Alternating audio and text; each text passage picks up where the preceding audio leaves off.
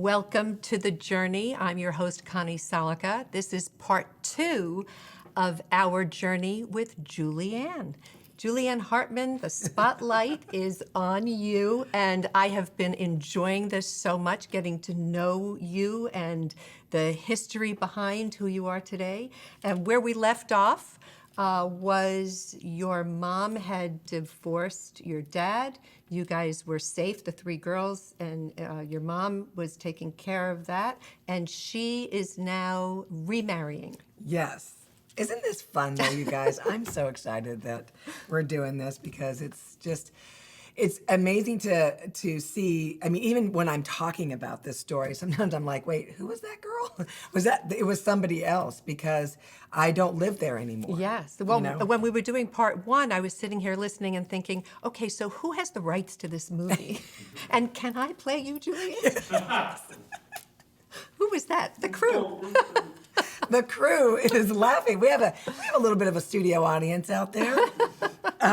So my mom now marries my stepdad, and he was a great man. I mean, my gosh, he was, my sister was going to be graduating, I think, 8th grade, going into high school, and she didn't have an outfit, and so my mom was getting into his truck one day, and she looks down and she sees a $100 bill, and she was like, oh my gosh, someone dropped a $100 bill. And it was actually him that did that, so that because he didn't want to make her feel like, hey, I'm going to give you money to, buy your daughter some clothes. But that's his generosity. He was really sweet, really kind. But he, was very rough around the edges because he had never, let me say this. So where were you living when she married him? Okay. You moved from this one room, a studio Yes. apartment that the 4 women were living in? Then when she... Yes, he took us now to San Diego. I'm so glad that you brought that up because I just start running on the story, and you're the one that's keeping me, accountable to the timeline. San Diego. We're down in San Diego, and remember now we have bleached out our birth Names. certificates. So now I am Julieann Cabral. And so now we're getting to school. The only problem was when we went to go get our driver's license, we got caught. But we could talk about that later, because they knew that we had to bring a birth certificate, and you can't bleach your birth certificate. So anyway, we had to change that. We had to fix it all. But so we go down to San Diego, and just now learning to live with him, and he's learning to live with us. And he had a very foul mouth. And so, like I said at the other show, that the F word, was like the in our house. And so no one really saw anything wrong with it. That's just how he talked, and that's how we were going to start talking. But he did like to drink. And another drinker. Yes, but only on Friday nights. So he would never drink any other day, but Friday nights. And was that payday for him? I don't know necessarily, but, being a contractor, he'd go out with his subs and stuff. Probably It was like, something to celebrate their week. Mm-hmm. And he loved boats, fishing boats. And so that was one thing that him and I became very close with, is that I became his deckhand. But anyway, so he would drink every Friday night, but he would also invite us to drink with him. I'm like 10 now, right? And if you want to smoke, you can do that too. But it has to be at the table. And so I know... At 10 years old? Yeah, and my sisters were, 13 and 14. And so so we would do this whole thing every Friday night. And, you don't know if this is right or wrong. What do you know? This is the first time you're 10. Does every family do this? But was your mom seeing it? My mom saw it, yeah. But again, we had no other choice. So she knew that it was wrong. Yeah, but we had no other choice, Connie. What did we have? Mm-hmm. We had nothing. My mom worked all those jobs, and and thank God now we get down to San Diego, and she decides to get a real estate license, and then everything changed for her at that point. And so, so unfortunately, my dad would drive drunk a lot. With you in the car? With us in the car. Mm. And my biological, my real father would do that too. And so, oh my gosh, that's when I started getting a fear of other people driving me. I had like this phobia. Do you drive now? When Butch is in the car, you're the driver, right? Well, we switch off. Oh, you do? Yeah, we switch off. But it gripped me for a long time because, we would drive like my real father, because he was a gambler, remember? So we would drive to Vegas all the time. Well, we would drive and he'd be wasted. weaving all over. And of course he smoked in this, the air conditioning would be on, but the windows would be up. You'd want to die in the car. So anyway, my dad would, drive us drunk, and there were times where I was like, and we had a camper, we'd go camping, and he'd be drunk as we're driving. I'd be looking at the, over the edges of the cliff and going, we're going to die, we're going to die. And so because of that, I mean, literally, like, fear came in and just really messed with me with that. So when we fast forward in life, I was really afraid to have people drive me anywhere. Julieann, what is your relationship with your sisters?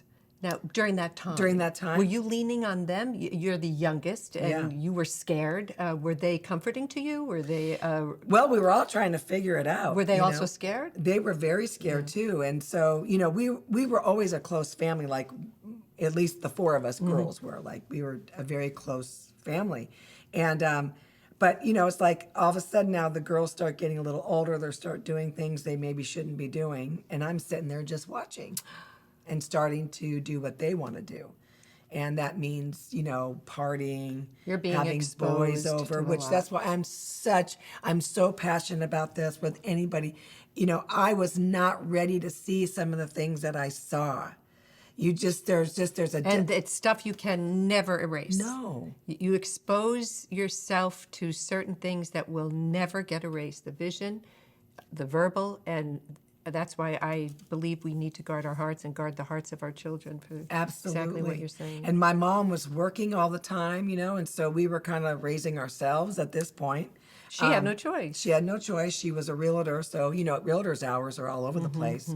Then it came down to she couldn't even make dinner anymore. We'd have to make dinner for my dad, which was nothing because he was like, "Oh, just open up a can of beans." I mean, he was very easy. This is your stepdad. My stepdad. So he was very easy to live with. But that's when all of a sudden now things start happening where we start smoking cigarettes and hiding them. And since my dad smoked in the house, he couldn't tell if we just smoked a cigarette.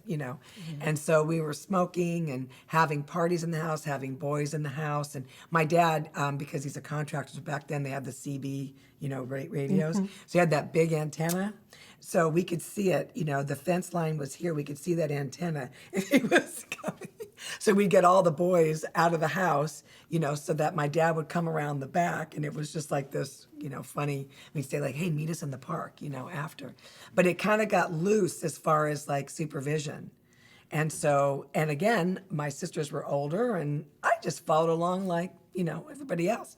And so like I said, there are things that you probably shouldn't see, but that's when I started, seeing some things I should not have seen. And so then it was okay for me to do it too. Mm-hmm. And so my first sexual experience, I was 13 years old. Oh.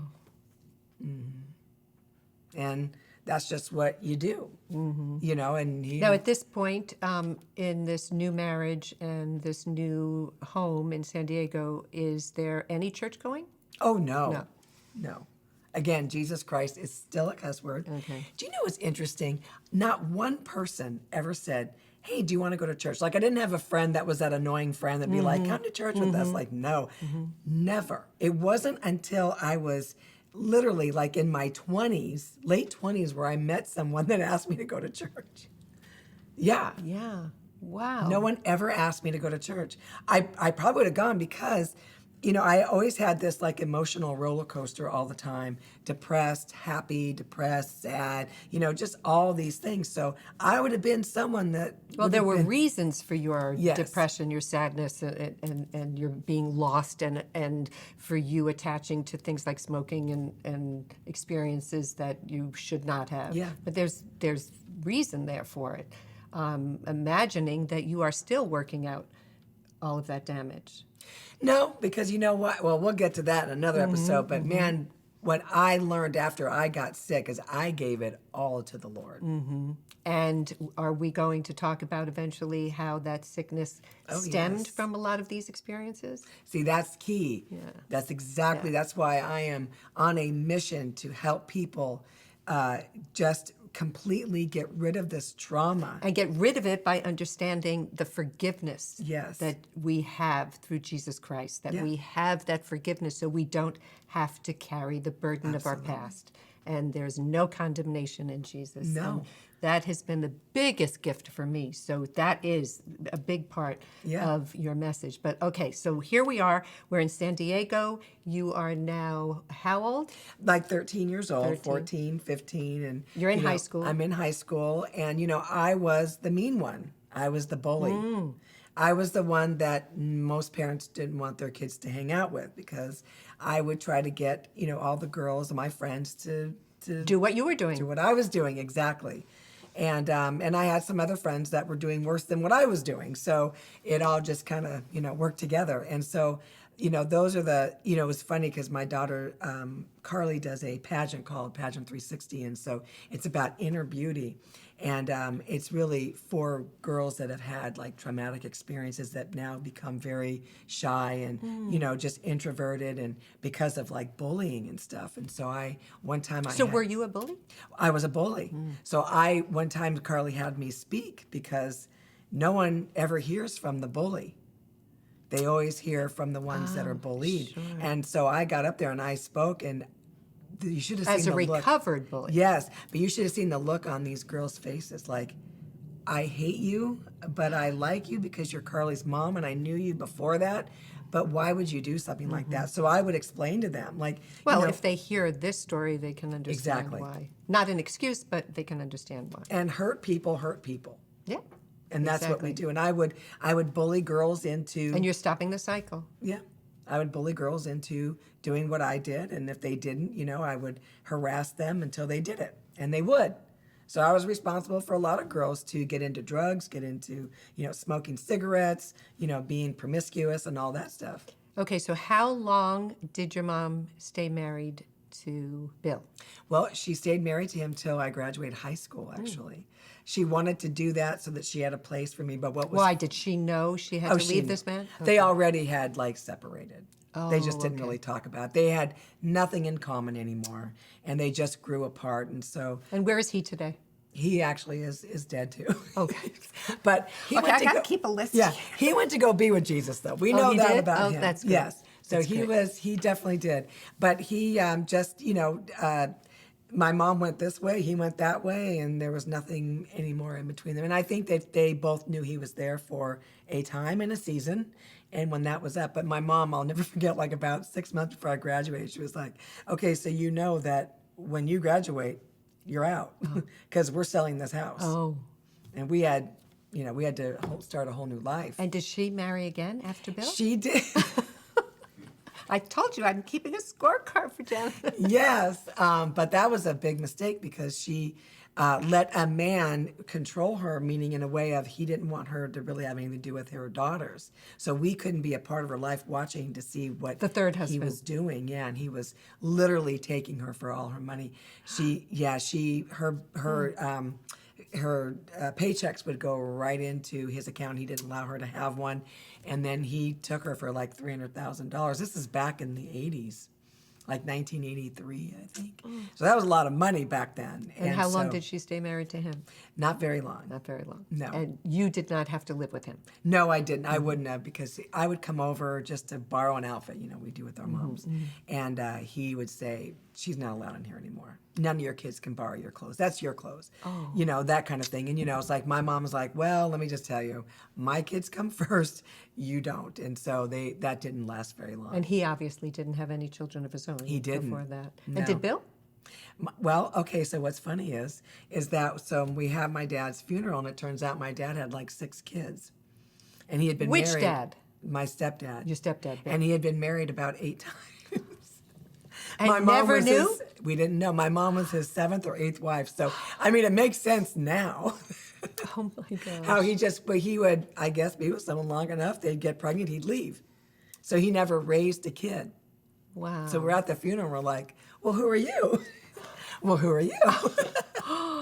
And we're like, well, we're his daughters. No? Really? We're his daughters. Yeah. But obviously, we weren't his blood daughters. But yeah, so that was very weird. But again, like how the enemy just kind of set me up and set us all up for so much, you know, insecurity and fear. Insecurity and fear. Yeah. And that doesn't go away.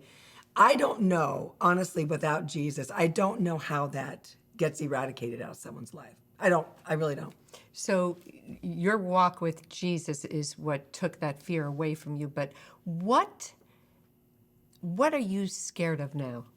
What brings on fear for Julieann now? Nothing. Honestly, you know why? I'm at a place now in my life. I mean, yeah, if you're driving and someone cuts you off, you get that jolt. But I'm at a place in my life right now that I know that he is taking care of all of it.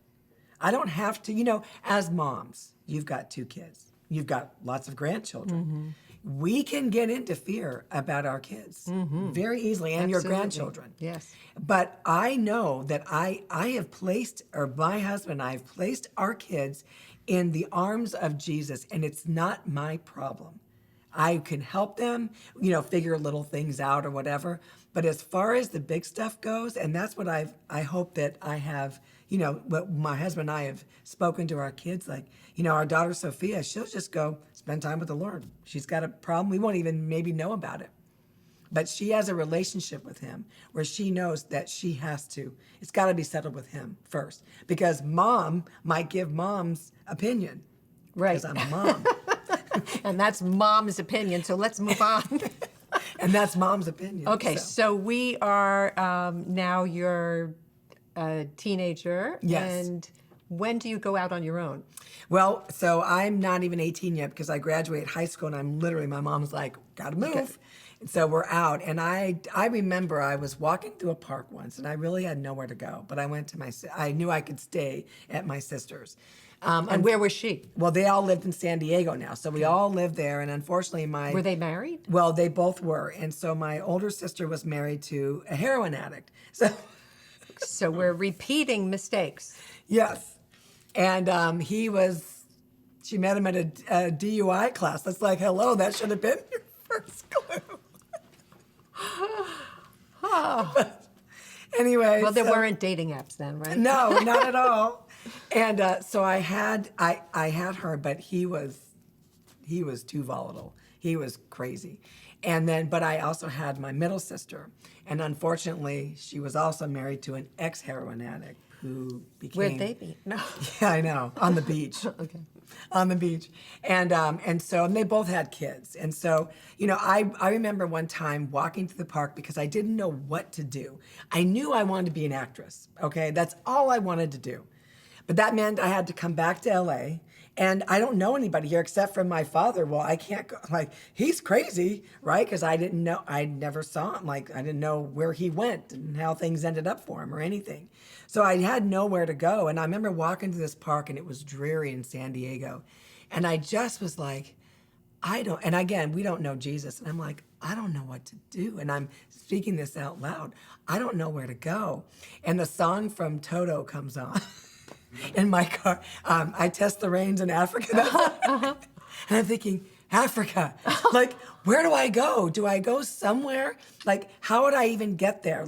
I don't know where to go. What do I do? So I end up at my sister's house, Lisa, who was so sweet and so kind to let me come in there and just try to figure it out. What am I going to do? So my mom at the same time was trying to figure out her situation as well.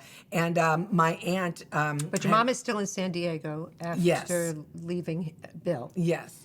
And when you say you're going to come up to LA and the only one you knew was your dad, and I love how you speak about Bill as your dad. Yes, I'm sorry. So I'll say my father. So your biological father is who you meant. Yeah, okay. You're right. Thank you for doing that. And so I do know that we knew that my father had gotten married again. So we knew that. Oh, and he was in LA. Yeah, but he was in LA. So I'm just floundering. And someone had said, you should go to college. And I'm like, well, I hated high school. I was the worst. They gave me a courtesy diploma because honestly, I was the worst student ever. I ditched all the time. I got all my friends to ditch. I mean, like I said, I was the one that, a bad influence. I was a bad influence on everyone. And you're a good influence on me. I am now. Yes. God turned it around like he always does. And so, school was just not for me. And I'm like, besides, I want to be an actress. Who needs to go to school, right? And so there's that studio audience over there. So my mom said, you should probably go to college. I'm like, Oh, God. So I literally went for a week and went, no, this isn't for me. I knew it wasn't. So I knew that wasn't going to be my job. And so meanwhile, my mom asked me if I wanted to move into my aunt's condo in Coronado at the shores. So now we're living, hey, I have no money, no job or anything, but I'm living at the shores on the 13th floor. No, they didn't have 13 because it was bad luck. It was the 14th floor. And overlooking the ocean and the city, and still no clue. But I did get involved with a boy, unfortunately, when I told you my stepdad was a guy that loved boats. Yes. And so I would go down to not Marina Del Rey. I would go down to Shelter Island, which is where we had our boats. Well, I met a boy on a boat, and it was kind of like one of those love at first sights kind of thing. And unfortunately, he went on to rob a bank. Oh. Yeah. So did he get caught? Yes. So it was hard to date him while he was in prison? Well, okay, you're going to laugh at this, but we would talk on the phone. While he was in prison? Because in Coronado at the towers, I could see the prison. You know what I'm talking about in San Diego, that brown building? I actually don't know what you're talking about. I'm happy to say I do not know what she's talking about. Well, in San Diego, there's this one brown building with the small windows. Okay. That's a high rise. And so we'd be talking on the phone. And I knew he was in that prison because they were holding him there until they sentenced him. They ended up sentencing him to, I think it was somewhere in Arizona or something. Tell me you didn't follow him to Arizona. No, I didn't. Okay. But the worst part of it was this. You guys, I told him to do it. To do what? To rob the bank. Oh, Julieann. So again, now I actually have to go back. So before I went to the shores, to the Coronado shores, I got in with the wrong people. And I ended up going down and living in Hawthorne with a bunch of motorcyclists. Okay. And we have no pictures of any of this. Nothing, I know. I go down there and I'm living with these motorcyclists and drug dealers. Well, I didn't actually know they were drug dealers, but I found out when the police came and raided one night and I'm like, who are you? And they were ripping us out of bed, going through all of our stuff. Now, I did not have drugs. I mean, I was not a drug addict at all. I drank and I smoked cigarettes, but I did not do drugs. And so now this is before the shores. So this is like this little bit of time that was bad. And so there was on the corner of the street that I lived on in this house, I guess like a crack house, there was a phone booth. And I would go there and I would call my boyfriend, Greg. And he came from a very affluent family from La Jolla. And so he knew, the bank that he would go to and make deposits and withdrawals. And one day he calls me and he goes, why can't we be together? And I'm like, well, I'm not going back to San Diego, so you got to come here. And he said, well, I don't have any money if I leave, because he was a deckhand on boats, and sometimes he would captain the boats. He said, if I leave, I have no money. I said, fine, then just rob a bank, but I'm not going back there. You're going to have to come to me. So the next day... Wait a minute, is that all you said when you said you said. Told him to rob the bank? You just said that. Okay. But he that's really, a little different than yes, but he what did you take led me to seriously. Yeah, but that's not. I mean, your I did not That's say, not your responsibility. hey, rob the bank. Yeah, and this is how you do it. And, Yeah. yeah. So when he was in court, he didn't tell them, Julieann told me. he actually did. Oh my God. We're going to have to silence the studio audience. His parents tried to just destroy me because their little boy could never have done something like that. It was all your fault. Unless Julieann Davis or Cabral or whatever. Yeah, Davis at the time. Yeah, because I had to go back to Davis because, like I said, when we got our driver's license, I had to go back to my original name. But yeah, so his mother tried to pull me through the whole thing, but it didn't hold up because I wasn't. It was just a suggestion, like it was like off the cuff. If it was like that, off the cuff. And I'll never forget. I called. I was trying to call him. One morning, I get up and I go to that phone booth. Well, there had been a shooting taking place that night, and the whole phone booth was shot up. Glass was everywhere, and all that was left was a pole and a phone. So I put my quarter. Nothing stopped you. You put your quarters in. I put my dime at the time. Yeah. And I called, and I can't get Greg. Now remember, there was no cell phones. Not right. Then I call his best friend, our best friend, and I'm like, hey, where is he? He goes, you don't know? And I said, no. He said, well, he's got arrested. And that's how I found out. Wow. Yeah. So that was bad. And so now I'm now just like diving deep down into like, I don't even care about my life. Who cares? I'm just going to be a waitress, at this little diner down the street. And does your mom know any of this? she doesn't, but my sister does. And so what happened was they literally found out where I was and they got a U-Haul truck because I brought all furniture and everything. They literally came up with a U-Haul truck, got me out of bed and said, you're leaving now. Good. Ripped me out of that bed. Took my dresser in my bed and put it, threw the guy out that was in the bed with me, and put all my stuff in a truck, and away we went back down to San Diego. So here we are now. Now I'm at the shores. Greg gets arrested, and that's how we're talking. So, yeah. From prison and from your wonderful perch in by the beach. That's okay. So then, does he get out? Yeah, well, he did get out, and I met up with him years later. But because he spent 4 years. Oh, so you broke up with him? Oh yeah, you we went did. on with well, your life. that was one time I listened to my mom, and she said, "You need to," because she said to me, she goes, "Do you realize this will follow him the rest of his life?" He robbed a bank, which actually he never had a gun. He just told and the teller knew him, and he goes, "Give me all the money," and she goes, "Greg, what are you talking about?" Like she knew his name. Oh my God. And the whole family bank there, and he goes, I have a gun in this bag. You have to give me all that money. And so he got like 4 years, I think. But my mom. So you listened to your mom, who said, because she said, this will follow him. It's a federal offense. It'll follow him the rest of his life. Do you realize what your life is going to be? And I said, okay. So I decided that I was going to pursue the acting now. Okay. And I wasn't going to let anything stop me. And so you're in San Diego, but you have to go back to LA to pursue Yes. your acting. So right? that's where, oh my gosh, it's so crazy. So an old friend from high school contacts me and says, I'm in Missouri. I'd love to move back to LA. What are you doing? Now he was just Now? a friend, yeah. And so I said, funny you should ask.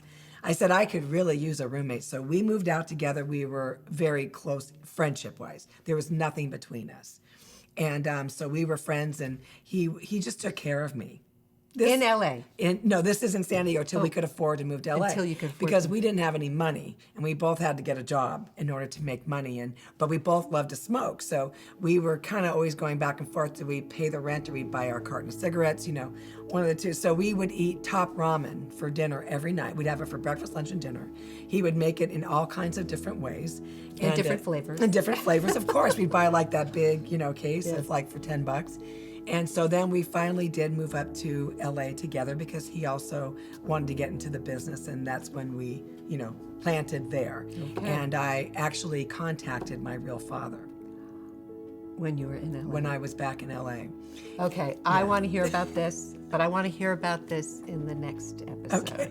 Because we are just touching the surface I know. of the whole complete history of the woman who's, Crazy.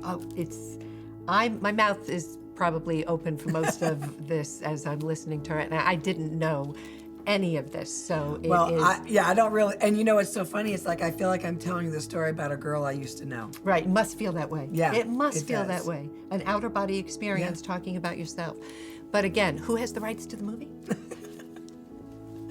Okay. I do, I guess. Well, we have a lot more that we are going to be talking to Julieann about. I want to thank you for being with us. And is there something you want to say about the website and where people Oh, yeah. can- Oh, please, you guys. We are so thankful that you are with us every single, day for Healing Journeys Today and every week for the journey. And so you all are helping us literally make this happen. And so if you want to help us out, you can go to healingjourneystoday.com and and the donate button is there if you want to, feel led that you wanted to help continue these journeys and to continue all the things that we do. And I just want to thank you so much, because it is because of you that we're doing all of this, that everybody, donates, volunteers their time every single day, 7 days a week, to bring you teachings and stories to help you get out of your situation, to show you Jesus for real. And we are going to be back with part 3 of Julieann's story. And it looks a little different than the normal journey that you Yes. watch. We are on the set, our set, my family's set. This is where we have shot many episodes of Intelligence for Your Life videos. And all of it can be found on thewarriormindset.com. So See, that's if where we this show would have been out when I was 18, Intelligence for Your Life, things could have been a lot different. So please go and watch the show. Again, thank you for being with us, and we'll see you next time Thank you, on The guys. Journey.